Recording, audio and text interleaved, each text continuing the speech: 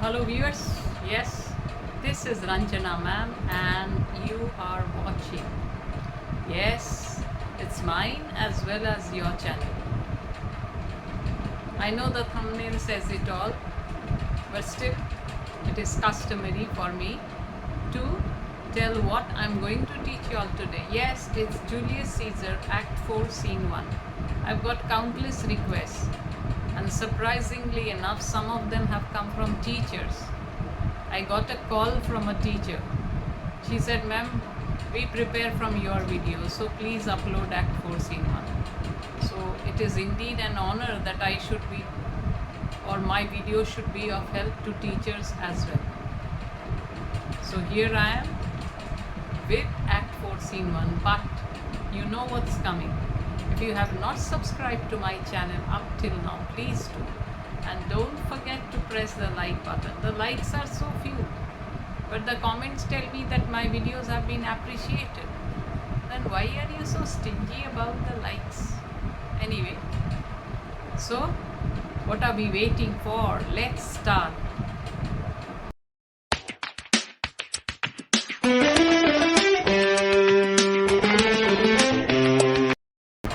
So Act 4 Scene 1, it is actually a meeting between the three major people in Rome. They are the second triumvirate. First triumvirate was in Julius Caesar's time. Julius Caesar and Pompey and Crassus. And this one is between Antony, Lepidus and Octavius Caesar. So they are in Mark Antony's house in Rome, seated at a table. Enter Antony, Octavius and Lepidus. Antony is a very shrewd person. You all have seen hints of it in Act 3 Scene 2, how he really molded the public opinion and how he instigated the people against the conspirators without speaking anything abusive of them. So he's a very clever man. He's the best person to face the shrewdness of Cassius, and rather he is much more. So here we find Antony, they are making a list of the people whom they consider to be dangerous for the triumvirate. These many then shall die, their names are pricked. So he has made a list of the names of people whom they consider dangerous. So out of the list they have ticked the names of certain, so these are certain to die. Octavius, your brother too must die. Consent you, Lepidus? Then Octavius turns to Lepidus and says that your brother's name is also in the list. Do you agree to this? That means, do you agree to the death sentence of your brother? So what does Lepidus say to it? I do consent, yes, I give my consent. Octavius, prick him down, Antony. So Antony, mark his name. Whose name? Lepidus's brother. Lepidus, upon condition Publius should not live. Who is your sister's son, Mark Antony? So then Lepidus says that yes, my brother will die, but the condition is that even your sister's son, Publius, will also not live. Okay, I agree to my brother being killed, but at the same time even your sister's son, Publius, should face death. He shall not live. Look, with a spot I damn him. But Lepidus, go you to Caesar's house, fetch the will hither, and we shall determine how to cut off some charge in legacies. So Antony, yes, he says, yes, I don't care. Let my sister's son die. I condemn him by pricking his name. So I mark his name down. He shall die. And then he tells Lepidus that Lepidus go to Caesar's house and bring the will. Remember that will played such an important role in instigating the public and bringing them in favor of Julius Caesar. So he says, bring the will here so that we can decide how to cut off, that means how to reduce some of the payments, the amount which is to be paid. Let's see how we can reduce the payment. That means how to reduce the expenditure. Let's see. What shall I find you here? So Lepidus wants to know that where shall he find them? Shall he find them here? Or here or at the capital. So either you find us here or at the capital. So Lepidus leaves. And now see Mark Antony's opinion of Lepidus. Mark Antony, Lepidus and Octavius Caesar. These are the three triumvirate. And yet Mark Antony speaks not really highly of Lepidus. Rather, he talks of Lepidus in a sarcastic manner. So what does he say? This is a slight, unmeritable man, meet to be sent on errands. Is it fit, the threefold world divided, he should stand one of the three to share it? So, this is Mark Antony's opinion of Lepidus. He says Lepidus is an unimportant man. He is only suitable to be given small jobs, to be sent on errands. And then he says, do you think it is right that he should have a share of the world when we divide it into three parts? Yeah, triumvirate, so three parts. So when we divide the world into three parts, by world he is actually referring to Rome. When Rome is divided into three parts, should it be that he should have a part of it? Do you think it is right? Do you think it is good? So Lepidus, according to Mark Antony, is a man only of rather no consequence. He is only fit to be sent on small jobs like those messenger boys. And he is asking also Octavius's opinion. So rather it could also be the three parts of the world. So when the world can be Europe, Africa and Asia. So the triumvirates, they will divide it among themselves. So he says, do you think he should be given a part of this? When the world is divided into three parts, he should be given one part of it. So you thought him and took his voice who should be pricked to die in our black sentence and proscription. So Octavius is shocked. When Lepidus was here, Mark Antony spoke something different and now he is speaking something else. So he says, a little while ago, you took his consent as to who should be pricked. That means whose name should be in the list of the people to be executed. You asked his opinion about it. Antony, Octavius, I have seen more days than you.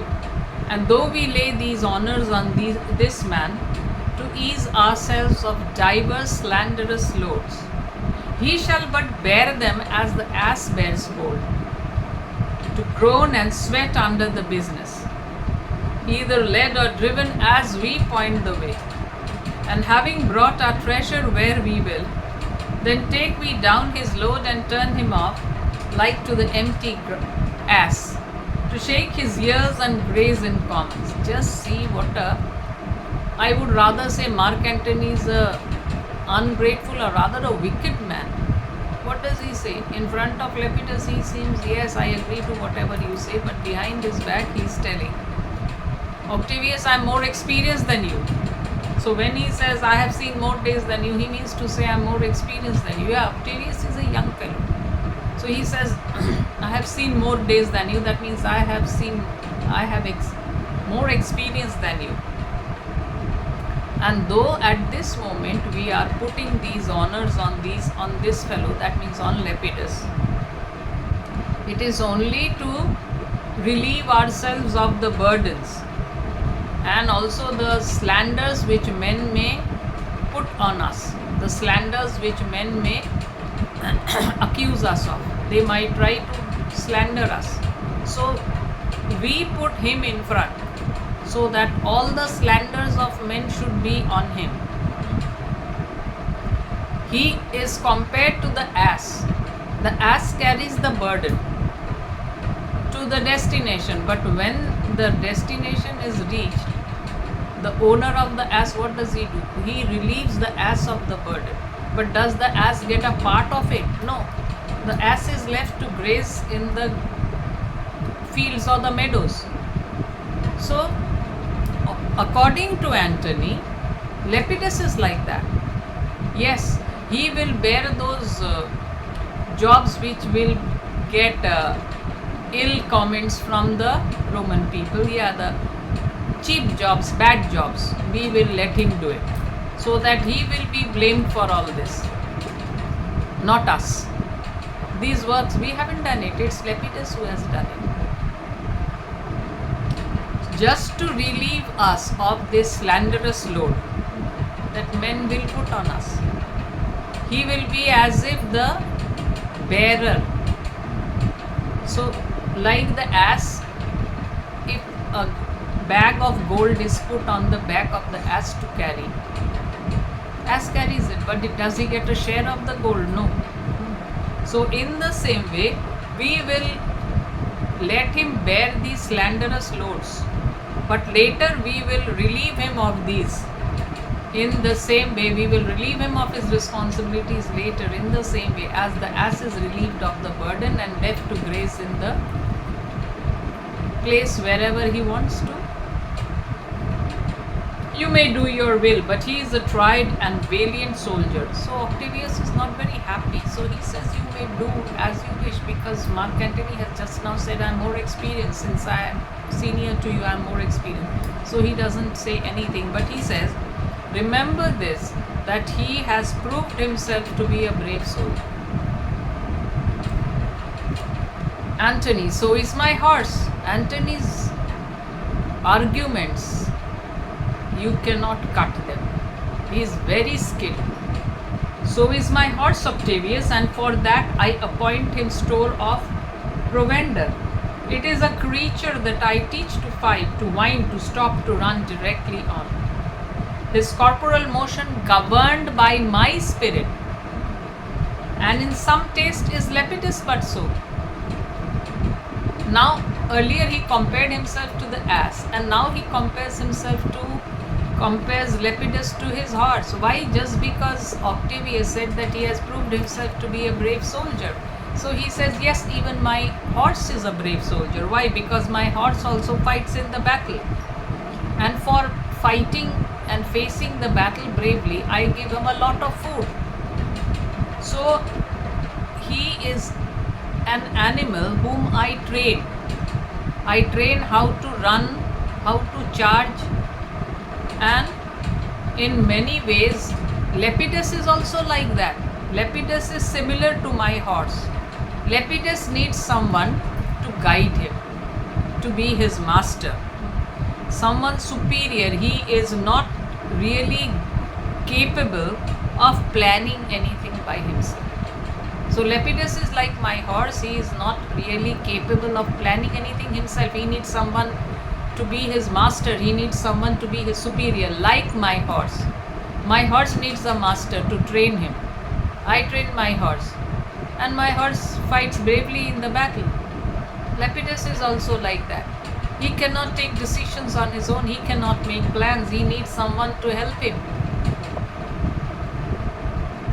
He must be taught and trained and bid go forth. A barren-spirited fellow, one that feeds on abjects, odds and imitations, which out of use and stalled by other men, begin his fashion. Do not talk of him but as a property. And now Octavius, listen great things. Brutus and Cassius are levying powers. We must straight make head. So he says that Lepidus he speaks very derogatory of Lepidus. He says that Lepidus is a barren-spirited fellow. That means he is a stupid fellow. He is a barren-spirited fellow. He is a dull fellow. He is a stupid fellow. One that feeds on objects, odds and imitations. That means he has no originality of his own. He feeds himself on the things which have been discarded or rejected by others, and stalled by other men, begin his fashion, which out of use and stalled by other men begin his fashion. So all these things which are meals which are thrown off, which are discarded, things which are not in fashion, he imitates all these things.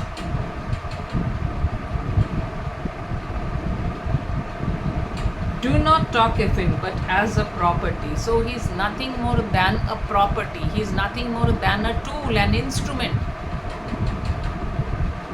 And now he wants to talk something important. What is it? Listen to great things. That means listen to something serious. What? Brutus and Cassius are levying powers. Yes, they are gathering troops. They are raising their troops. So Brutus and Cassius, the two leaders of the conspirators, they are gathering an army. We must straight make heed. So we must straight away try to go and oppose them. We must try to stop them. Therefore, let our alliance be combined. 1 minute. Therefore, let our alliance be combined, our best friends made, our best means stretched, and let us presently go and sit in council how covert matters may be best disclosed, and open perils surest answered. So quite a lot of job to do. Why? Because he has got the news that Brutus and Cassius, they are gathering their armies, they are collecting armies. So it is necessary, it is urgent that they should be stopped at once. That means Mark Antony wants that they should immediately start their job of attacking or stopping Brutus and Cassius. So he says that we should unite together. Let us unite together. All those people who are in favor of us, let us unite them. Let us make as many friends as possible, and also use our resources to our best advantage. Let us use our means or our resources to our best advantage, and then let us also sit and discuss the best means of discovering if there is any secret plot against us. Are they conspiring against us? Let's try and sit and find out. And also think of overcoming these dangers which are a threat to us. Let us sit and discuss the potent threats and dangers. So let us sit and discuss how to overcome them. Open perils, that means the dangers which threaten us. Let us discuss how to overcome these dangers. Octavius, let us do so, for we are at the stake, and bade about with many enemies, and some that smile have in their hearts, I fear, millions of mischief. So Octavius might be young, but he is not such a novice that he can't understand the gravity of the situation. So he says, yes, let us do whatever is needed, let us do it immediately. Let us start our business immediately. Why? Because we are surrounded by hounds. They are shouting at us. They are howling at us. And he fears that some people who seem to be friendly towards them might in reality be their worst enemies. So with smiling faces they are approaching us, but they might be having lots of mischief and inimical towards us. So he is not fool enough to understand the seriousness of the situation. How nicely he has said that there are quite a few people who seem to be our friends with smiling faces, but within their hearts there are lots of mischief. That means they are against us, but outwardly they show a friendly disposition towards us. So don't go by outward appearance, Shakespeare's theme. So this is where this important scene comes to an end. So let's wait for the next one. For the time being, let me bid you goodbye.